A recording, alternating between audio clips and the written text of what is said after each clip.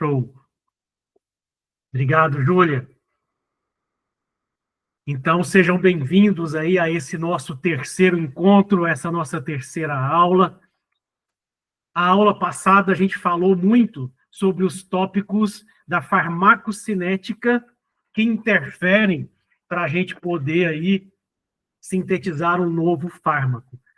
E hoje a gente vai pontuar um pouquinho sobre a farmacodinâmica, né, que é um mecanismo básico de ação dos fármacos. Então, farmacocinética, o que o nosso corpo faz com o fármaco. Quando o fármaco entra no nosso corpo, como ele é absorvido, como ele é distribuído, como ele é biotransformado, como ele é excretado do nosso corpo. São as fases farmacocinéticas. Quando a gente vai delinear um fármaco, às vezes eu já tenho um protótipo, eu quero colocar ali um grupo metil para aumentar a lipofilicidade dele, para melhorar a absorção, por exemplo, né? Eu quero colocar uma hidroxila para melhorar a sua excreção, a sua hidrofilicidade.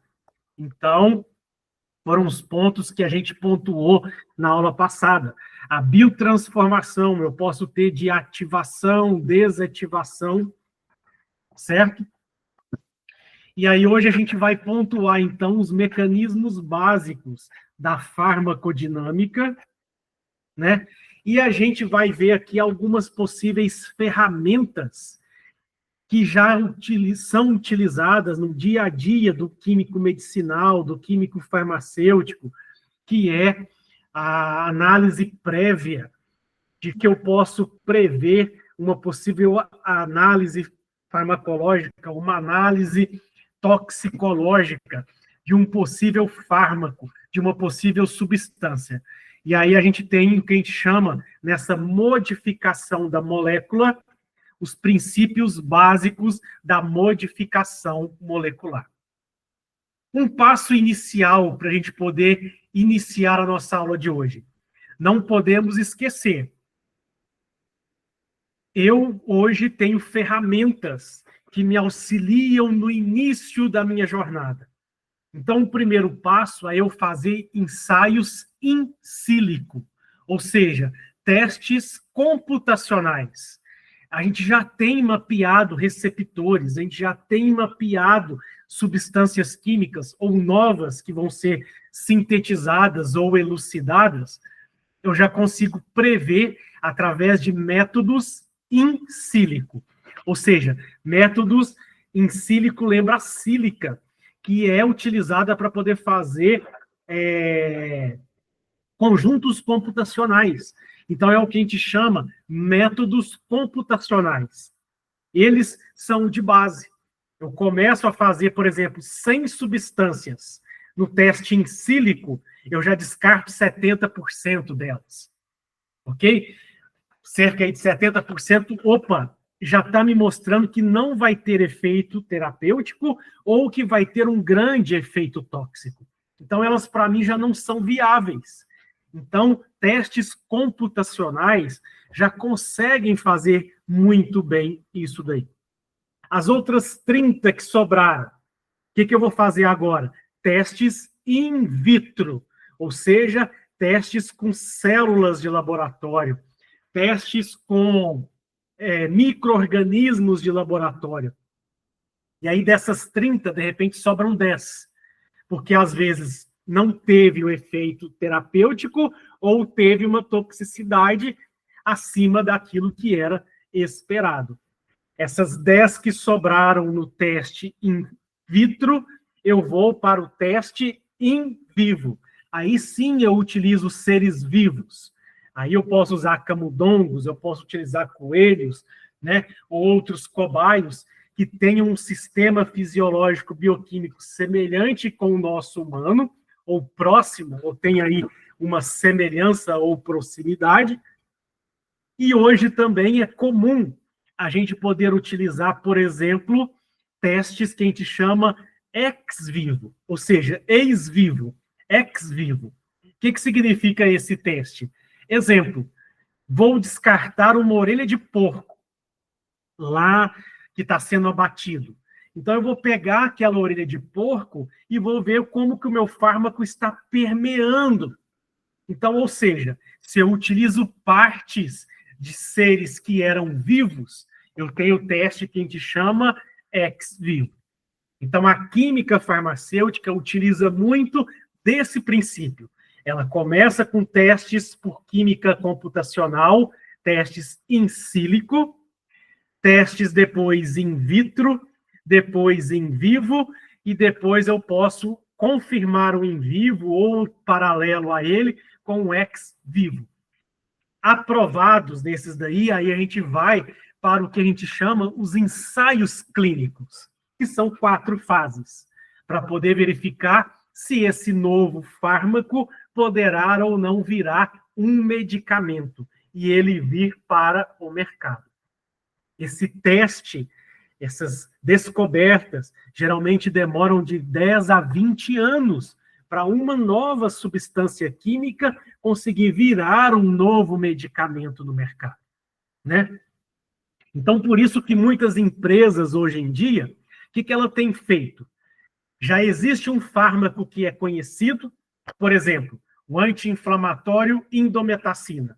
Já conhece a propriedade farmacológica dele, já conhece a toxicidade dele. É usado para o anti-inflamatório. Então, eu vou fazer teste, atividade antitumoral dele. Ou seja, fármacos que já são conhecidos, já tem uma terapêutica clássica. Eu posso testá-lo para novas atividades terapêuticas. Isso a gente chama de reposicionamento de fármacos. E as empresas têm buscado muito esse benefício, porque ela tem um fármaco que já conhece as suas propriedades estruturais, farmacodinâmicas, farmacocinéticas, e aí ela tenta buscar novas fases farmacodinâmicas. E aí ele vira mais rápido no mercado. Então, é outra estratégia em termos aí de química farmacêutica que muitas indústrias, laboratórios biotecnológicos têm buscado. Pegar fármacos que já são conhecidos, que a gente já conhece a sua eficácia terapêutica e a sua segurança toxicológica e testá-lo para outras possibilidades terapêuticas, além daquela clássica que ele tem. Ok? Então, ao final da nossa aula, se a gente voltar aqui nesse slide de competências e habilidades, e a gente conseguir definir e identificar os principais mecanismos farmacodinâmicos dos fármacos, nós vamos pontuar pelo menos os mais importantes, e aí é claro que a cada fármaco, a cada substância que a gente for estudando, que a gente for delineando, a gente vai consultando isso daí e vai ficando mais fácil de elucidar esse mecanismo de ação, ou então compreender os benefícios da modificação molecular. Então, lembra, a gente tem uma estrutura e eu vou modificar os seus ligantes, buscando melhorar a qualidade terapêutica, otimizar a qualidade terapêutica e reduzir ou eliminar o seu efeito adverso, o seu efeito indesejável, para que a gente possa caminhar.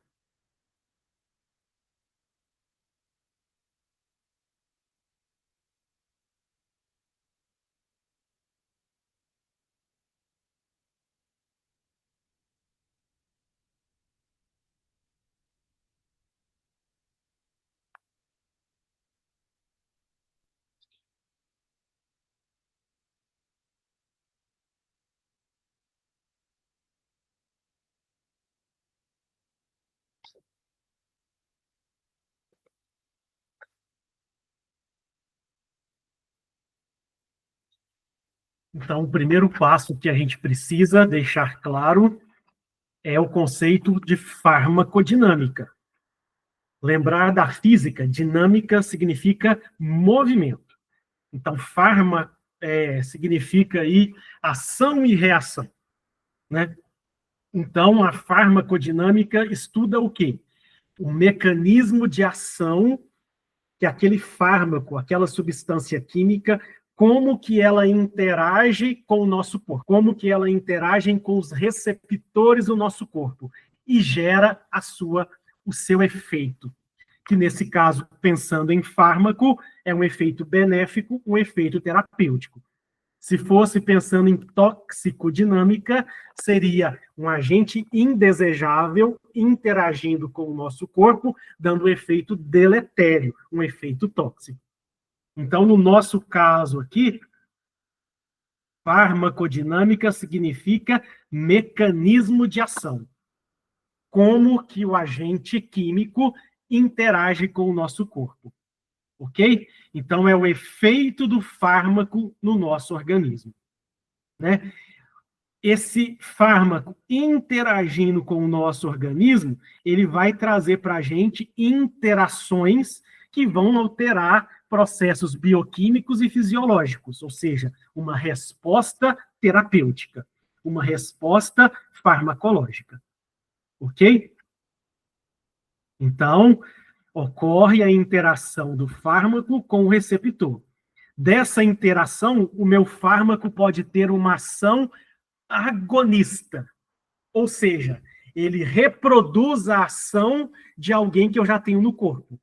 Semelhante. Então, exemplo, noradrenalina, neurotransmissor que a gente já tem no corpo, aumenta a pressão arterial. Então, se o meu fármaco aumenta a pressão arterial, ele é um agonista para aumentar a atividade da pressão arterial. Se ele inibe o aumento da pressão arterial, ou seja, ele é um antihipertensivo, quer dizer que ele é um antagonista. Então, o agonista é que tem um efeito semelhante. E o antagonista é aquele que bloqueia o efeito. Né? Um agonista primário, ele liga ao mesmo receptor do agonista fisiológico que a gente tem. Ok? E um antagonista bloqueia ou reduz o efeito do agonista. É como se eu tivesse aqui o meu receptor e aqui eu bloqueio. O fármaco ou o hormônio vai ligar, não tem como ligar, eu estou antagonizando. Então, ele é um antagonista da noradrenalina, por exemplo. Vai diminuir a pressão arterial. Agora, o meu fármaco se liga ao mesmo receptor que a noradrenalina, o receptor simpático alfa ou beta. Aumenta a pressão arterial. Então, é uma ação agonista. Mesma ação, ação agonista. Atividade contrária, que bloqueia ou reduz a atividade agonista, é uma atividade antagonista, em termos de efeito farmacodinâmico. Pessoal, até aqui, o que é farmacodinâmica? O que é fármaco agonista? O que é fármaco antagonista? Dúvida? Vou até colocar aqui no chat.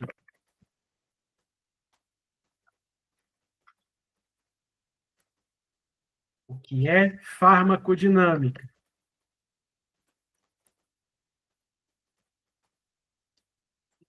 O que é fármaco agonista?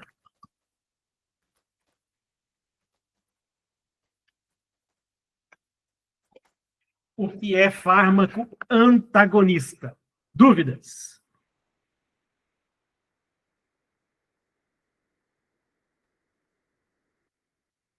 Alguém me socorre aí. Dúvidas? Ana Alice, Ana Flávia, Eric, Gleison, Jefferson, Lília, Marina, Thaís. Sem dúvida, professor. Beleza, obrigado, pessoal. Eu entrei agora, né? Tá Nós tranquilo. começamos agora, Thaís. Beleza. Estamos no início mesmo. Então, farmacodinâmica. O que o fármaco faz com o meu corpo? Ou seja, como que o fármaco tem o seu mecanismo de ação. Como que ele interage com possíveis receptores ou não precisa reagir com receptores, mas ele modifica o ambiente que ele está. E aí eu tenho um efeito terapêutico. Se é o mesmo efeito de alguém que a gente já conheça, a gente fala que é um efeito agonista. E se ele bloqueia o efeito de alguém que a gente já conheça, principalmente endógeno, a gente fala que ele é um efeito antagonista. Mesmo efeito agonista. Efeito contrário ou bloqueia ou reduz, efeito antagonista. Então, a farmacodinâmica, a ação de um fármaco é a intervenção do mesmo com a célula viva e os eventos consequentes dela. A gente diz que a gente tem interação com o receptor, ok? E desencadeia a resposta intrínseca, que é o efeito.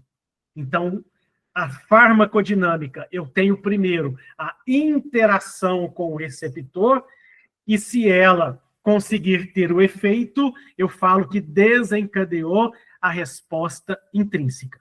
Se ela bloqueou, eu posso ter a interação, mas a interação bloqueia o efeito. Aí eu não tenho a resposta farmacológica, mas ela bloqueou, que em alguns casos é o que é requerido.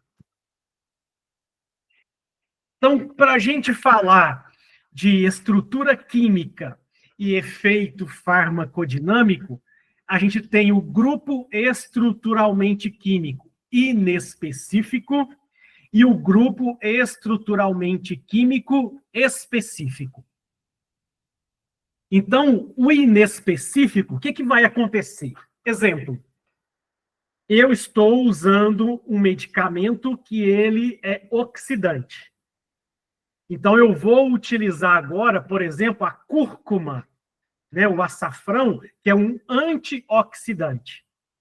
Então, vai acontecer uma reação ali de neutralização do poder oxidante daquela substância, por exemplo, derivados aí do cigarro, com a cúrcuma, que é antioxidante, sem necessidade de receptor. Uma reação química, oxirredução entre eles. Né?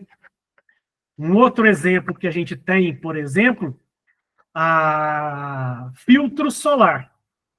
Né? Eu passei o filtro solar e ele recebe ali os raios UV e ele faz ali, se o filtro é químico ou se o filtro é físico, a inativação daquele raio UV, ok? Isso a gente fala que é um grupo estruturalmente inespecífico. O agente, com a sua ação, não teve diretamente uma ligação fármaco-receptor. Eu tive aqui, ó, não se ligam a um receptor específico, mas modifica a estrutura celular ou o produto celular através de um evento físico-químico ou metabólico inespecífico. Exemplo, antiácidos. Eu libero a acidez no estômago, tomo lá o hidróxido de magnésio, reação de neutralização química, ácido mais base formando sal mais água. Foi reação química, não foi receptor. Antissépticos, modificação química, aumenta a permeabilidade da membrana, e aí entra mais água. Entrando mais água, explode a camada ou a membrana da bactéria. Né? Então, não foi por receptor, mas foi mudando uma propriedade da membrana. Né? Então, todas as vezes que o meu fármaco atua sem a necessidade de ligar diretamente a um receptor, a gente fala que é estruturalmente inespecífico, ok? É reação química, é processo físico, é processo químico, né? Ação quelante de metais, aí a gente já tem uma ação que ela é inespecífica. Até aqui, dúvidas?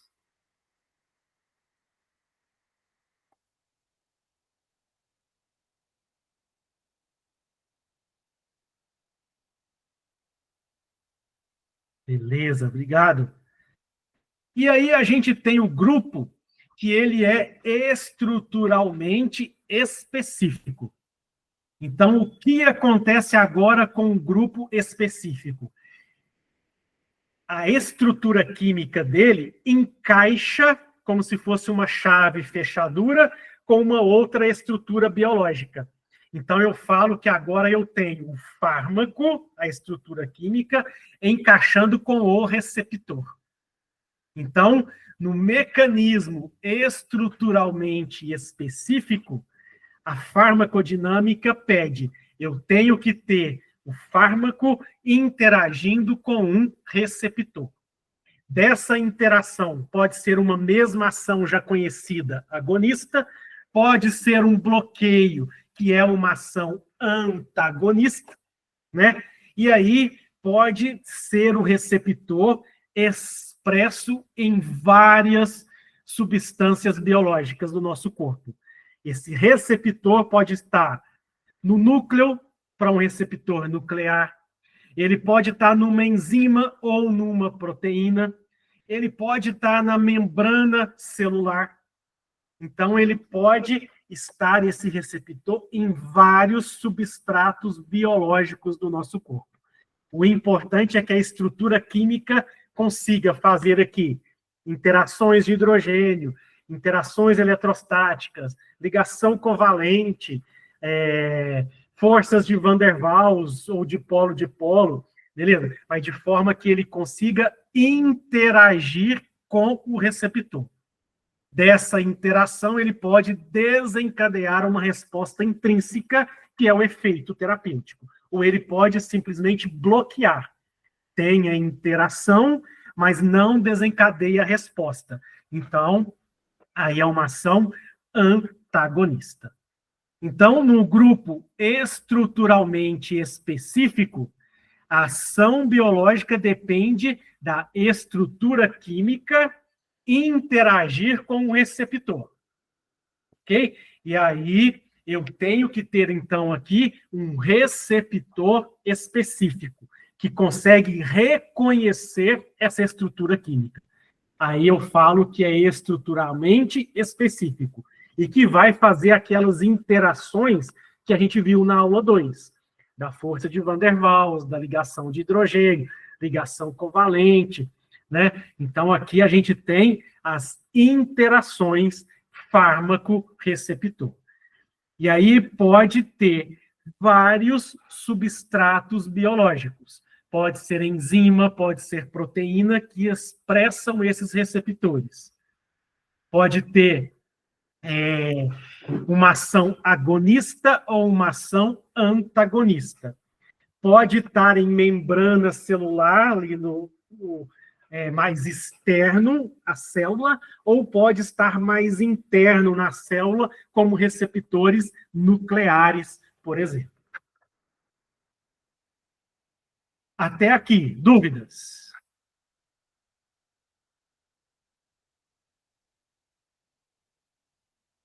Até aqui, dúvidas? Não. Beleza. Obrigado, pessoal. Então, pessoal, olha só. Bioquimicamente falando, um dos primeiros substratos que a gente pode ter aqui, ou proteínas ou enzimas. Então, eu posso ativar aquela enzima, né? Então, ó, o fármaco pode fornecer íons inorgânicos que interagem com o inibidor natural, que pode inativar. Ou ele, a própria enzima, alterando sua carga de conformação, ativando. Então, eu posso, no primeiro momento, ativar, mecanismo de ativação. Ela estava em repouso e o meu fármaco ativa para metabolizar um determinado substrato. Ok? Exemplo, eu posso ativar a enzima que degrada a fenilalanina, desaminase. Então, um fármaco, uma pessoa que não tem ou não produz a enzima fenilalanina, ou que ela está deficiente, você dá um fármaco que vai ativar a fenilalanina que a pessoa tem. Então, É um processo de ativação, ok? Outro passo. Às vezes o problema que eu estou é porque a enzima está superativada. Eu estou tendo uma exacerbação daquela determinada enzima. Então eu preciso bloquear. Então eu posso, às vezes, bloquear o receptor, impedindo que a enzima se ligue ao receptor. Ou eu posso bloquear aqui de forma competitiva, a enzima competindo com o meu substrato, né? Ou então uma ligação mais específica propriamente dita, né? Então, aqui eu posso inibir a ação de uma enzima que naquele momento a sua ativação ou o seu efeito está exacerbado, está me trazendo problema. Então, eu preciso inibir a enzima. Ou outro caso, a minha droga ou a substância indesejável está inibindo uma enzima que é importante. Então, eu preciso usar um fármaco para deslocar aquela substância indesejável para reativar aquela enzima. Então, um outro processo que pode ter é uma reversão do centro catalítico, uma reversão da função da enzima. Aí é o que a gente chama a reativação.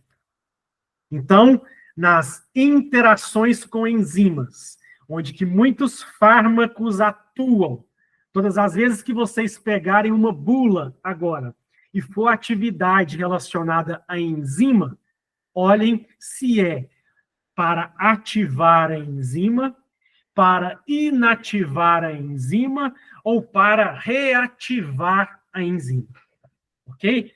A gente passa por esses 3 processos quando a gente pensa numa nova substância química que vai interagir com uma enzima.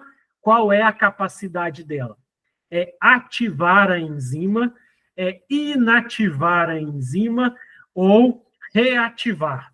A enzima estava ativada, uma substância indesejável se ligou ali e deixou ela inibida, e eu preciso tirar ela dali por competição ou por mecanismo de inativação, reativando aquela enzima que é do meu interesse biológico, bioquímico. Até aqui, pessoal, dúvidas? Não. Não, tranquilo. Beleza, obrigado, pessoal. Outro mecanismo de ação que a gente tem aqui como exemplo para a gente, né, de mecanismos tóxico-dinâmicos. Então, nesse primeiro desenho aqui da esquerda, olha, liberou na fenda sináptica acetilcolina se ligou ao receptor, e aí eu tive a ação colinérgica, a ação parasimpática. Depois que a acetilcolina fez a ação, a enzima acetilcolinesterase veio aqui, degradou a acetilcolina em colina mais ácido acético, e ele é reabsorvido para entrar novamente na vesícula, ser novamente ressintetizado, para ele liberar depois novamente a acetilcolina. Então, aqui é uma visão geral do meu processo. Eu tenho o meu fármaco, que é a estrutura química, que interage com o receptor. Eu posso ter, biologicamente falando, enzimas que possam degradar esse fármaco, ou metabolizar esse fármaco. E os seus metabólitos podem ser reaproveitados pelo nosso corpo, né? Aqui, olha só o que acontece agora.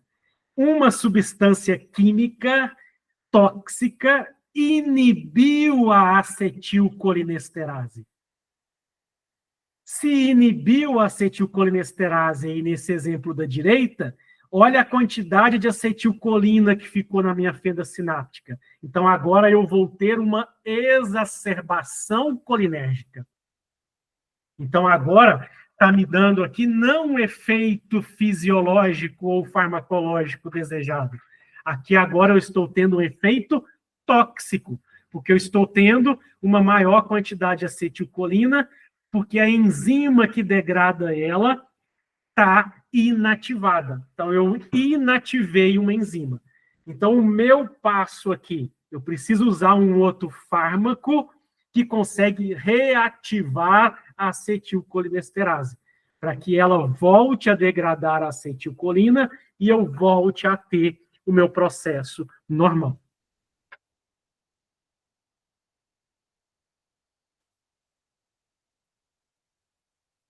Olha só aqui algum outro exemplo do quanto que é importante quando a gente pensa em modificação da estrutura química.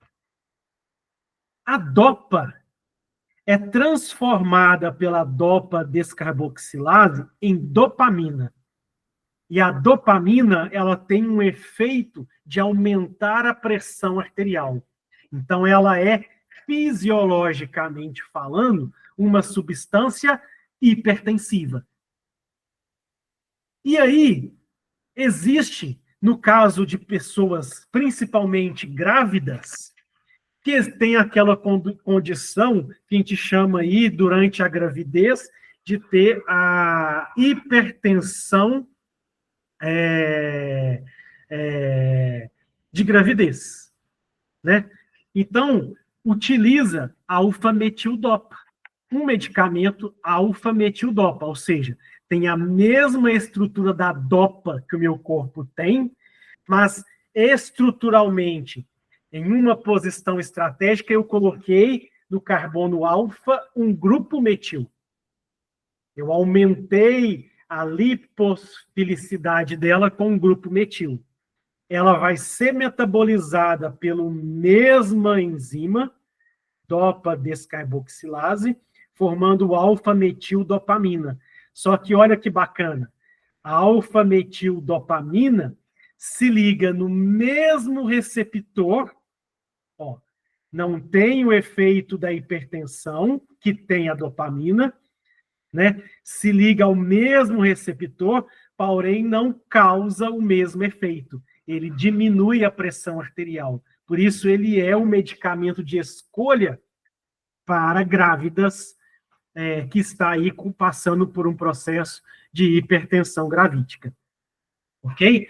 Então, se ligam no mesmo receptor, a dopamina e a alfa-metildopamina. Só que a dopamina prossegue a cascata de efeito, aumentando a pressão arterial. A alfa-metildopamina é antagonista, liga ao receptor e impede que propague o sinal. Então, diminui a pressão arterial. É uma ação antagonista. E aqui os dois competem pelo mesmo receptor. É uma ação competitiva. Os dois se ligam ou disputam o mesmo receptor. Até aqui, dúvidas?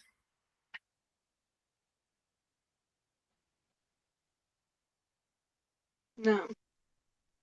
Não. Não, professor, tranquilo. Beleza. Obrigado, pessoal. Pessoal, estamos aí numa fase gigantesca que a gente abre Instagram, Facebook, LinkedIn, Botox para cá, Botox para lá. Não é isso ou não? E aí, Sim. olha só. O que acontece? O Botox, ele quer causar uma leve paralisação da nossa contração em uma determinada região. Então, eu tenho que impedir que o neurotransmissor seja ali liberado. Então, o Botox, ele tem a capacidade aqui, ó, antagonista. Ele se liga aos receptores colinérgicos na fenda pré-sináptica para impedir que noradrenalina seja liberada para poder fazer a contração da musculatura. Então, é uma ação antagonistas. né? Ele interage aqui, ó, com possíveis receptores, com possíveis... Aqui nem é tanto o exemplo direto do Botox, não, beleza? Mas ele impede, então, que seja liberada noradrenalina na fenda sináptica para que ela não se ligue ao receptor na próxima sinapse ali, para não acontecer o processo da contração muscular e aí levar ao possível envelhecimento, vamos dizer. Então, é um exemplo de ação antagonista nesse sentido. Essa imagem nem mostra propriamente disso, isso não. Ok?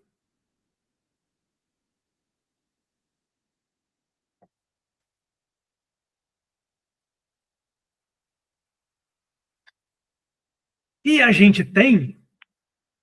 Quem aí tomou, por exemplo, a vacina da Pfizer para a Covid? Eu. A Thaís, Eu. a Marina. O que acontece? O Eric também. O que acontece?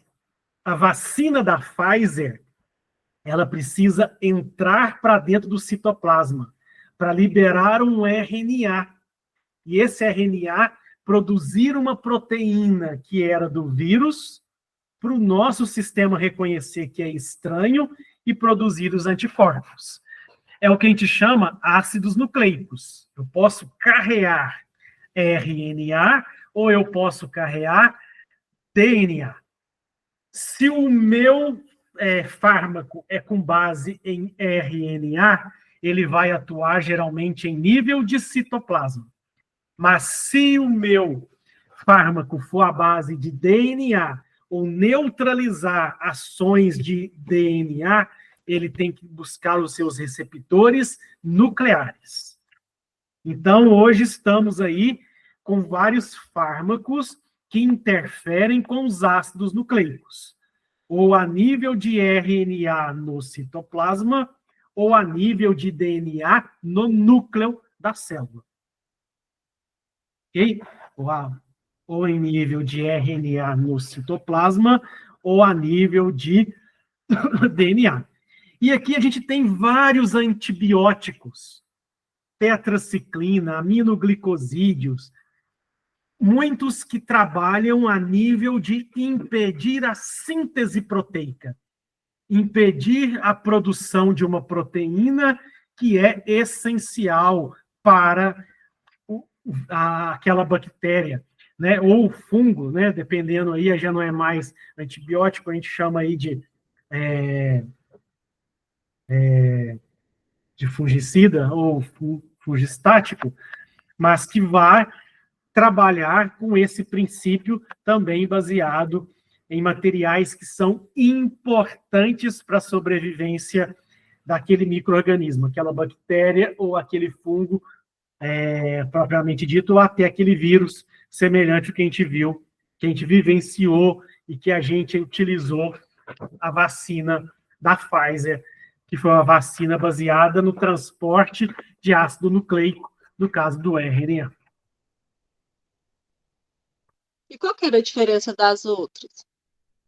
As outras... Das outras vacinas? Isso, as outras, às vezes, já ministrava um pedaço da proteína. E a do... Ok? Então, por exemplo, nessa imagem aí, ó, essa proteína spike, que é essa vermelhinha que está aí ao redor do vírus, é a mais imunogênica. Algumas vacinas já forneciam, por exemplo, pedaços dessa enzima. Perdão, pedaços dessa proteína. O nosso corpo reconhecia como estranha e produzia anticorpos. No caso da vacina da Pfizer, ela deu um pedaço do que é o precursor dessa proteína. No nosso corpo, praticamente produzia essa proteína e o nosso corpo reconhecia que era estranho. Ah, sim. Se não me engano, as mulheres grávidas estavam tomando mais, era da Pfizer, né? Certo. Ou não sei se eu tinha não alguma lembro coisa a não, nesse ver. caso tão específico, Eu não lembro, não, quais eram, não. Eu creio que era sim, que foi sim. Entendi, Thaís. Beleza, obrigado pela informação. Por nada. Aqui o grande desafio era qual nanocarreador que consegue vencer o nosso sistema, a fase farmacocinética, ser absorvido, ser distribuído, atravessar a membrana celular, chegar no citoplasma e no citoplasma liberar o RNA. Esse foi o maior desafio para a vacina da Pfizer. Né? A entrega do ácido nucleico, lembra que o RNA mensageiro precisa ser entregue no citoplasma. O DNA precisa ser entregue, ou há fármacos que irão atuar no DNA, precisam ser entregues para o núcleo da célula. Então, ele precisa vencer todas essas barreiras. Então, aqui, eles utilizaram o que eles chamam de nanopartícula lipídica, que conseguiu atravessar, ser bem absorvida, ser bem distribuída, ser captada pela membrana celular, formando o endossoma, chegou no citoplasma, fez o escape, que a gente chama o escape endossômico, e liberou lá dentro o RNA. O RNA dentro do citoplasma foi capaz de mostrar para o nosso sistema imunológico que iria produzir uma proteína que não pertence ao nosso corpo. O nosso corpo reconheceu aquela proteína e produziu os anticorpos. Até aqui, pessoal, dúvidas?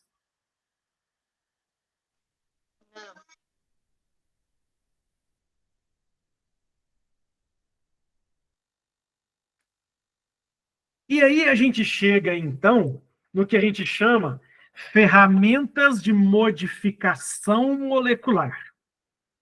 Então, exemplo, eu tenho uma substância química. Vamos supor que aqui eu tenho essa minha substância química, e eu venho aqui e eu ligo a ela outra estrutura química. Eu deixei ela maior, mas eu favoreci ela mais lipofílica. Então, eu melhorei a sua absorção, por exemplo. Então, a modificação molecular, ela vem, diversas estratégicas para poder melhorar a estrutura ou relação estrutura-atividade. No foco químico-farmacêutico, o que a gente quer? Muitas das vezes, melhorar efeito terapêutico ou reduzir toxicidade, ou os dois ao mesmo tempo. O nosso princípio básico de pegar uma estrutura química inicial e fazer uma modificação nela é deixar ela melhor. Deixar ela melhor em qual sentido? Que ela possa melhorar o efeito terapêutico, ou às vezes que ela possa ter um outro efeito terapêutico, como a gente falou, reposicionar, né? Ou às vezes ela tem uma certa toxicidade e eu quero então reduzir a toxicidade dessa substância, deixar ela menos tóxica. Então, aumentar a efetividade terapêutica, a eficiência terapêutica e aumentar a segurança toxicológica, que é reduzir a toxicologia dela, que é reduzir a toxicidade dela. Então, eu estou deixando ela mais segura, toxicologicamente falando. E aí, existem vários programas que nos ajudam, em termos de química computacional, a prever inicialmente essas modificações. Uma vez que eu fiz a modificação por química computacional, vem aqueles passos. Eu faço depois o teste in vitro, faço depois o teste em vivo, ex vivo, né? E, se aprovado, in vivo, e depois as etapas de liberação clínica do meu produto para ele virar um medicamento. Então, nós vamos ver aqui, bioisosterismo. Vai ser quase que um teste psicotécnico agora. Ok? Bem fácil. Vamos olhar o que tem numa e o que tem na outra. É teste psicotécnico. Simplificação molecular. Olha o português da palavra. junto com a matemática. O que é simplificar? Né? Simplificar a molécula, simplificar a estrutura, deixar ela mais simples. Latenciação de fármacos. Latenciar é deixar em repouso, vamos dizer assim. Ok? Então, eu tenho uma fase de repouso que não tem o efeito, e depois eu quebro a latenciação, eu vou para a fase de efeito. É o que a gente vai ver aqui. Hibridação molecular. Híbrido significa mistura de duas coisas, que são diferentes, com efeitos diferentes, com propriedades diferentes, e que eu melhoro. Então, a hibridação aqui, eu vou criar um híbrido, eu vou misturar duas coisas, onde que as duas juntas agora têm um melhor efeito, ou um melhor efeito terapêutico, ou uma menor toxicidade, quando as duas estão separadas, em relação às duas separadas. Então, vamos falar aí um pouquinho de cada uma dessas ferramentas, dar exemplo de cada uma dessas ferramentas. E um passarinho verde me contou que a prova gosta muito de vir alguns desses exemplos. Colocam duas estruturas e ele pergunta que tipo de ferramenta foi utilizada nesse processo. Então, atenção aí nesse teste que nós vamos fazer agora.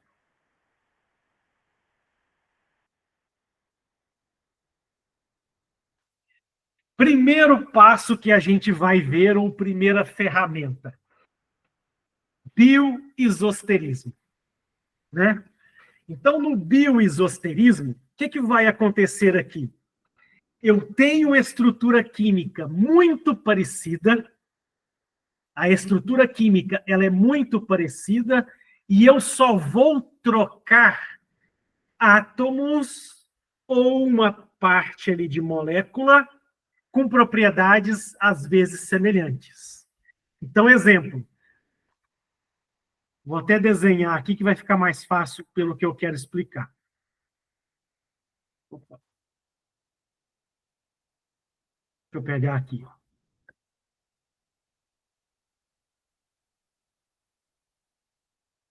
Vamos supor aqui que eu tenha isso daqui como fármaco.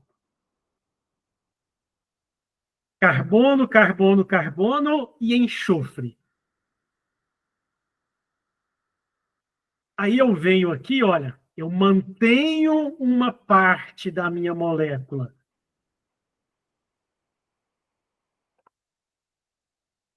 E eu mudei uma pequena parte só. Onde era enxofre, eu coloquei oxigênio. Dois calcogênios muito parecidos, são da mesma família. Então, quando eu faço, olha, na área do planejamento, o bioisosterismo constitui ferramenta, né? Substituição de um fragmento por outro, cujas propriedades físico-químicas sejam similares. Então, eu troquei aqui por átomos que têm propriedades físico-químicas semelhantes, ou para aumentar o efeito terapêutico, ou para reduzir a toxicidade. Isso eu chamo bioisosterismo. Né? Um outro exemplo aqui. Eu posso ter aqui a minha estrutura. Eu venho aqui, ó, CH3. Eu mantenho uma mesma estrutura básica e venho aqui e coloco, por exemplo, agora NH2. Opa! Eu fiz uma substituição de um fragmento CH3 por um outro fragmento que é NH2. Ok? Para aumentar o efeito terapêutico ou reduzir a toxicidade. A ferramenta de química farmacêutica é o bioisosterismo. Em relação ao bioisosterismo, dúvidas? Olha o teste psicotécnico. Eu olho as duas. Se eu fiz uma pequena mudança, bioisosterismo.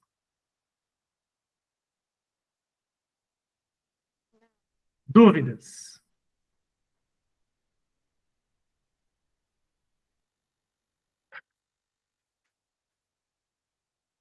Obrigado.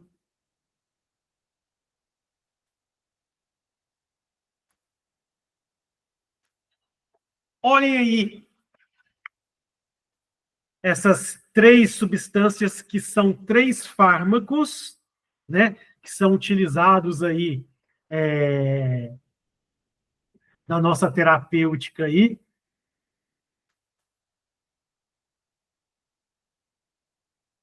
E me fala aí que tipo de ferramenta de modificação molecular foi utilizada.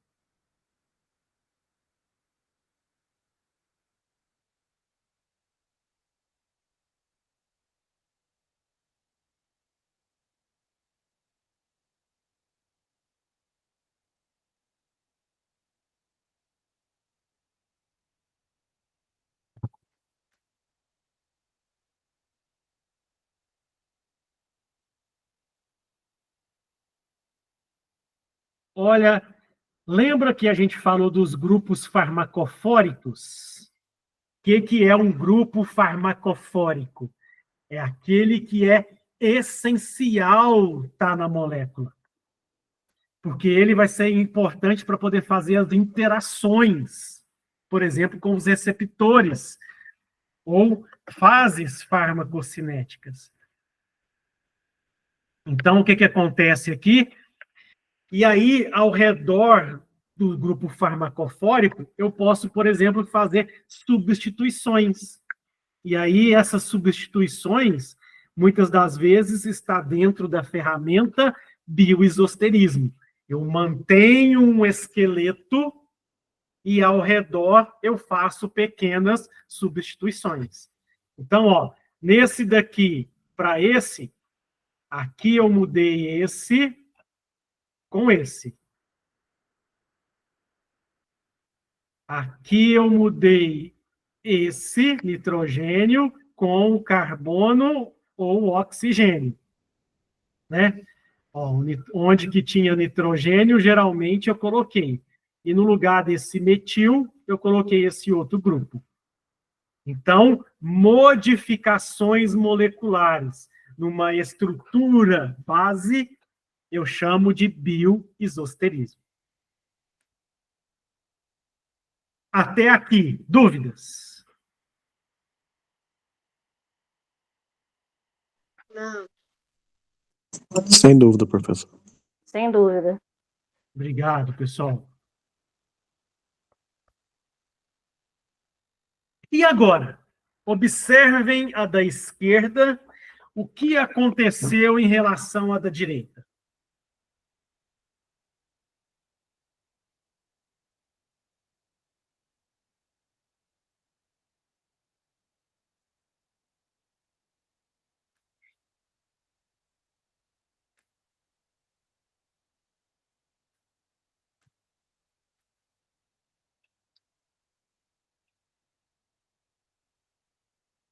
Então, vamos supor que agora eu tenho essa estrutura aqui.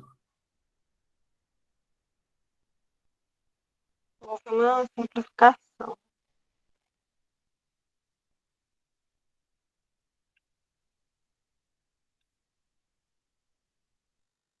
Na matemática, o que é simplificar?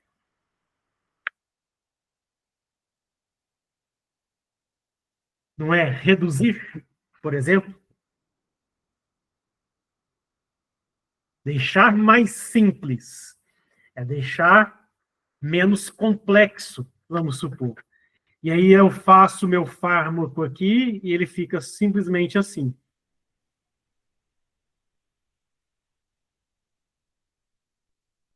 Eu simplifiquei ele. Eu não cortei essa parte dele. Então, quando eu até substituo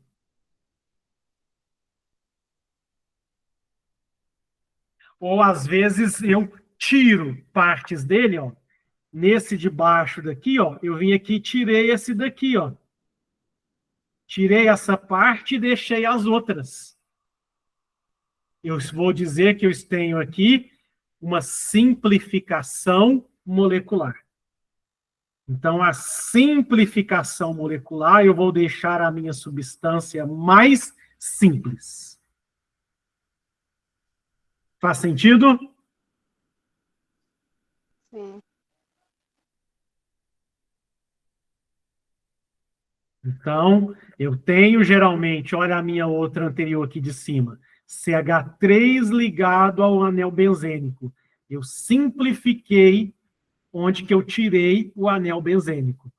Então, quando eu consigo retirar partes, né, ó, otimização de fármacos, permitindo a obtenção de análogos com estruturas mais simples em relação ao protótipo, em relação ao inicial.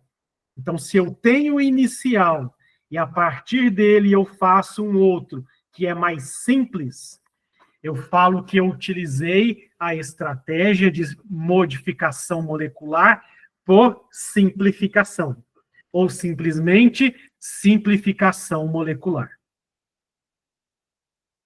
Até aqui, dúvidas?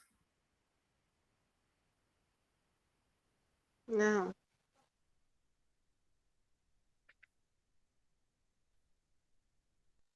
Beleza.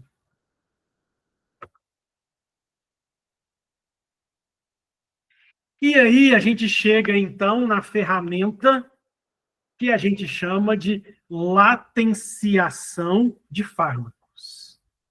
Latenciar repouso. Maleato de enalapril é um grande exemplo de latenciação de fármacos. Eu tenho o enalapril, que é a parte, que é a farmacológica, que diminui a pressão arterial, só que ligado a ele eu tenho um maleato. Então, os dois juntos não têm efeito terapêutico. O maleato de enalapril não tem efeito terapêutico. Mas eu preciso colocá-lo nessa forma de maleato de enalapril para ele poder ser absorvido pelo nosso corpo. E uma vez que ele é absorvido pelo meu corpo, ele vai passar pelo fígado. E o fígado vai quebrar, vai metabolizar. Libera o maleato, que não tem efeito, e o enalapril, que tem o efeito. Então, eu falo que o maleato de enalapril, ele é um pró-fármaco. Ou seja, enquanto ele está latenciado como pró-fármaco, ele não tem efeito terapêutico.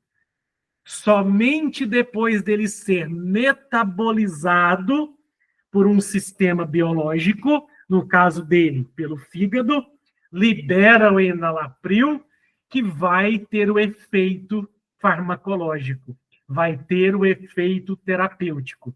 Aí ele virou ou liberou o fármaco. Antes ele é um pró-fármaco, composto inativo, está latenciado, ou seja, latenciação de fármaco, eu tenho um fármaco que às vezes é instável, às vezes ele degrada o ambiente, fotossensível, tem péssima absorção, não tem boa estabilidade, então eu coloco junto com ele um grupo para ele ganhar estabilidade, para melhorar a absorção, para melhorar algum processo dele. Depois que ele está dentro do corpo, é metabolizado por algum processo bioquímico fisiológico humano ou do ser vivo e libera a parte ativa, ok? Então, isso a gente chama de latenciação de fármacos. A primeira parte é criar um pró-fármaco inativo, latenciado, que depois de metabolizado, libera o fármaco ativo. Então, eu preciso ter a biotransformação. Eu preciso ter o metabolismo em ser vivo para liberar a parte ativa. Esse processo ele é chamado de latenciação de fármacos. Então, forma de transporte inativa que, em vivo, mediante reação química ou enzimática, liberta o fármaco ou molécula ativa. Enquanto está inativo, eu chamo de profármaco. Foi metabolizado, biotransformado, libera a parte ativa, o fármaco ativo. Até aqui, dúvidas? Não. Sem dúvidas. Beleza, pessoal. Então, aqui, ó, próximo slide está mostrando para a gente exatamente isso. Eu queria que alguém me ajudasse, pela imagem, explicasse para mim o que está acontecendo.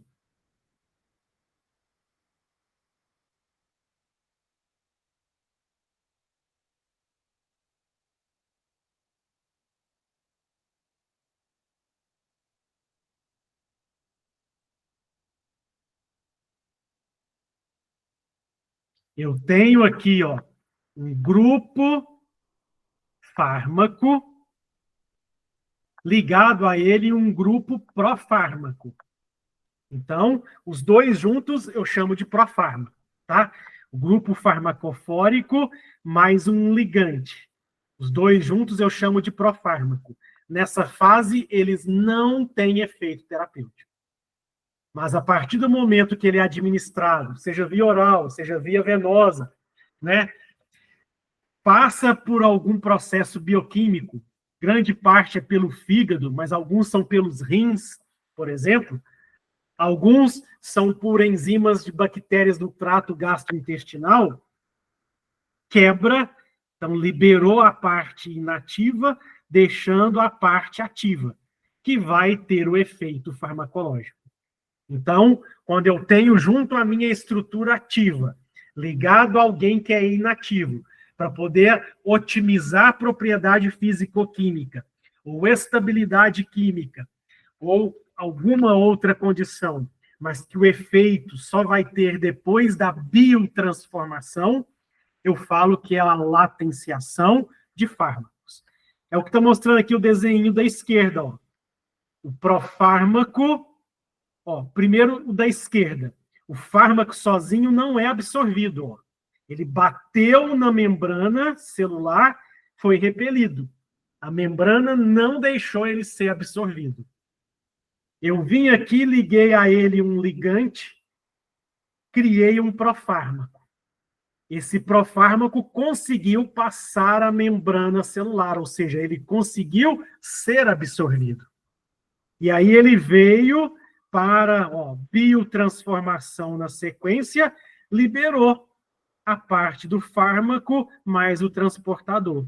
E o fármaco livre agora, já absorvido, conseguiu ter o seu efeito farmacológico. Esse processo a gente chama de latenciação de fármacos. Até aqui, dúvidas? Não.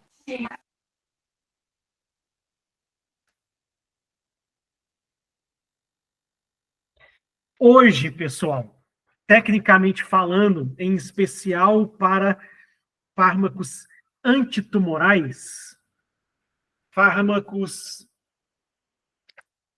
que estão sendo desenvolvidos para que a gente chama fármacos dirigidos.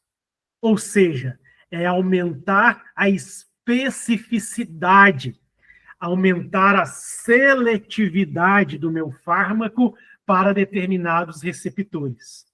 Isso a gente chama de fármacos dirigidos. Olha um exemplo. Existem alguns tumores, por exemplo, o tumor do cólon feminino, colo cervical feminino, o tumor do colo do útero. Ele expressa, superexpressa receptor de ácido fólico. Porque ele precisa do ácido fólico para ele poder desenvolver, para ele poder crescer, para ele poder se dividir.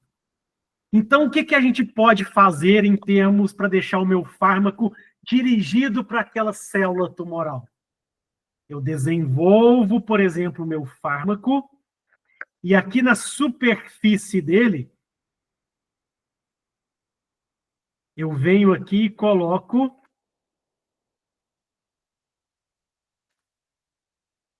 ácido fólico. Eu venho aqui e coloco, que é a vitamina B9, né? Eu coloco na superfície do meu fármaco ácido fólico. É o que a gente chama funcionalizar. Eu funcionalizei a superfície do meu fármaco com uma substância que agora o tumor vai captar ele primeiro. O tumor vai enganar o tumor, de certa forma. Ele quer pegar o ácido fólico, mas quando ele pega o ácido fólico, o restante da célula aqui, ou da membrana, ou da estrutura, libera o quimioterápico que está aqui dentro, matando essa célula. Ok? Mas eu estou deixando, fármacos dirigidos a aumentar a seletividade, aumentar a especificidade por determinados receptores. Vou conseguir reduzir efeitos adversos e melhorar, otimizar o meu efeito terapêutico. Porque eu estou direcionando para onde que eu quero que seja liberado aquele meu fármaco. Para onde que eu quero o efeito daquele meu fármaco. Então, eu vou diminuir efeitos adversos, vou otimizar o efeito terapêutico e deixar ele liberado onde que eu preciso. Até aqui, dúvidas? Não. Então, esse processo que a gente reveste a camada com uma proteína, com um pedaço de algum antígeno, que vai direcionar para onde a gente quer, a gente chama esse processo de funcionalização.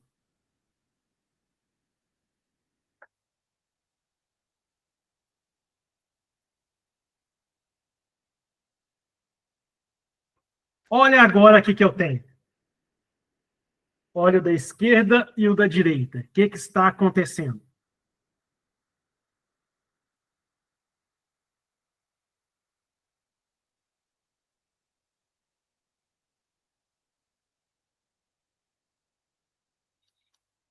Eu criei agora um híbrido. Hibridização. Eu tenho o analgésico paracetamol e tenho o analgésico ácido acetil salicílico. Os dois têm efeito analgésico. Mas eu uni os dois. E agora eu tenho um analgésico mais potente.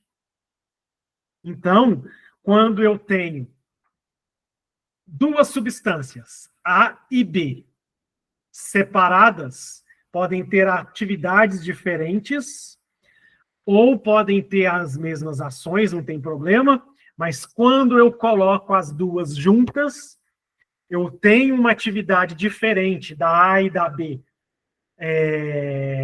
separadas, por exemplo, A e B, anti-inflamatório, analgésico. Quando eu coloquei as duas juntas, eu passei a ter uma atividade antitumoral.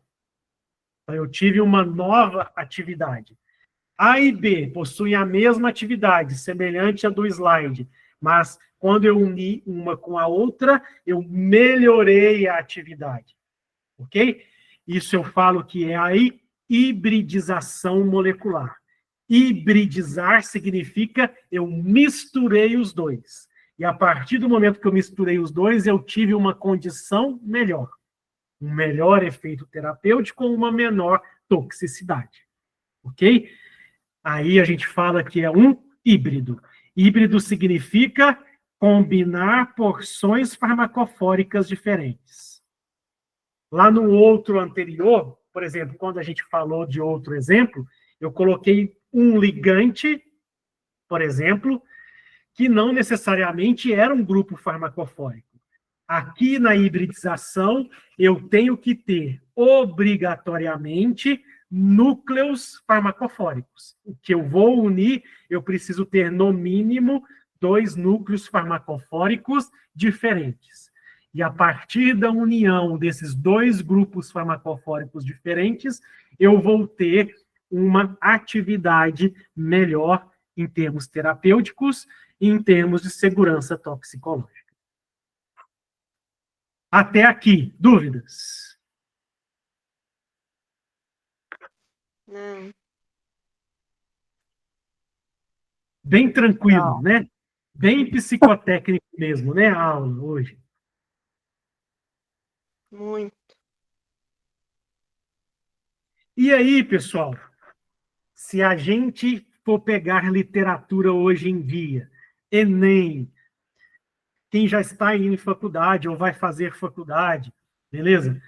Ou se a gente pega aí tanto em cosmético, linha veterinária, linha farmacêutica, reagentes químicos, reagentes de kits de diagnósticos de análises clínicas, sem dúvida nenhuma, hoje em dia, os nanomateriais ou as nanopartículas vêm ganhando espaço cada dia mais no contexto que a gente vai fazer. E aí, são excelentes carreadores de fármacos. Beleza? E a gente pode obter eles a partir da síntese química, pegar reagentes e obter as nanopartículas, ou eu obter uma estrutura maior e dividir ela até a escala nano, né? Então, elas podem ser aí as estratégias que podem vir. E aqui alguns exemplos de nanopartículas, né? A vacina da Pfizer, por exemplo, utilizou a nanopartícula lipídica, aqui, ó, nanopartícula lipídica. Mas existem vários outros, principalmente produto cosmético aí, utiliza muito lipossoma, né? A gente pega lá, a fórmula é lipossoma. Existe aí as partículas poliméricas, né? Partículas de ouro, nanopartículas de ouro, nanopartículas de prata, que são extremamente antimicrobianas. Hospitais, hoje em dia, na pintura da parede deles, é revestida com nanopartícula de prata, para impedir infecção hospitalar, por exemplo, né? Então, os nanomateriais e nanopartículas, então, nanopartículas, a partícula isolada tem em cerca de 10 a 100 nanômetros. Nanomateriais, eu posso ter ele, por exemplo, 2.000 nanômetros, mas o poro dele é de 50 nanômetros. Uma das dimensões, volume, altura, largura, espessura, é em escala nano. Aí é um nanomaterial. Nanopartícula é a partícula isolada, que está na casa da faixa dos 100 nanômetros. Isso é o preconizado pela UIUPAC. Nanomateriais. Uma das escalas do material está na escala nano. Mas ele pode ter, por exemplo, fibra ótica. A fibra ótica ela é extremamente extensa. Ela corre aí a rua, o bairro, a cidade toda. Mas lá dentro você tem escalas nano para fazer a transdução do sinal, a otimização do sinal. Ok? Então, uma das dimensões, tamanho, altura, largura, espessura, estando na escala nano, é um nanomaterial. A partícula isolada, estando na faixa de 10 a 100 nanômetros, a gente fala que ela é a nanopartícula.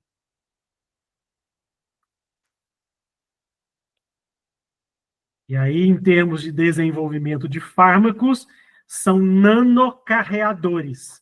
Então, a gente coloca dentro deles fármacos para serem carreados, para poder serem levados ou direcionados para a liberação. Então, eu posso aqui, ó, na superfície daqui, colocar agentes que vão se ligar a receptores específicos para dar o nanodirecionamento, beleza?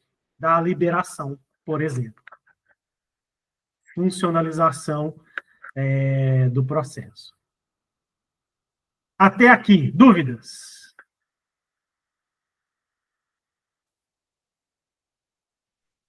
Não. Dúvidas?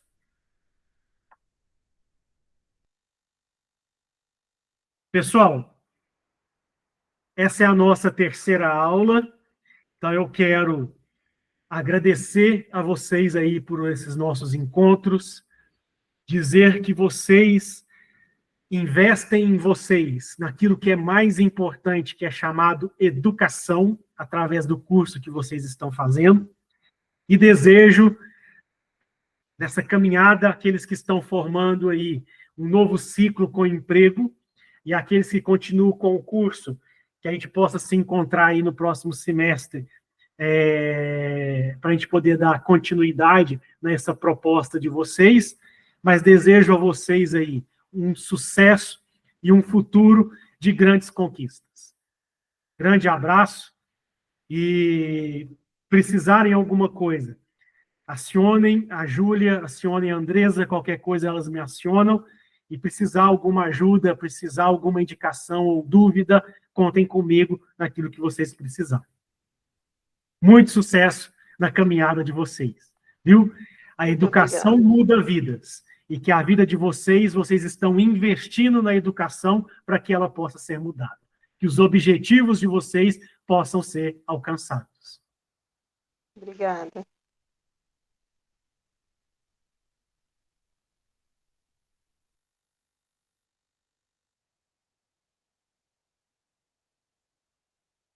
Grande abraço, então, pessoal. Se alguém tiver dúvida, pode aproveitar o tempinho e tirar.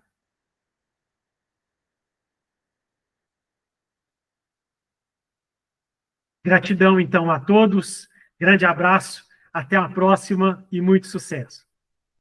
Até mais. Muito obrigada. Boa noite. Boa noite. Boa noite. Até mais. Até mais.